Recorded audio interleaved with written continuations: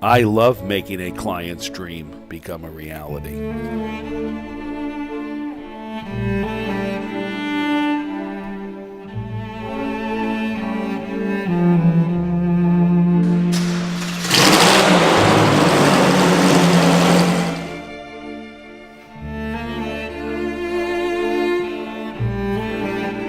Whenever a client calls me, there always comes a part in the conversation regarding exhaust.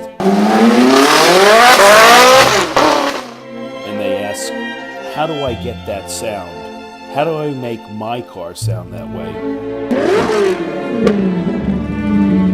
I started to think that an exhaust system was really a piece of jewelry for your car.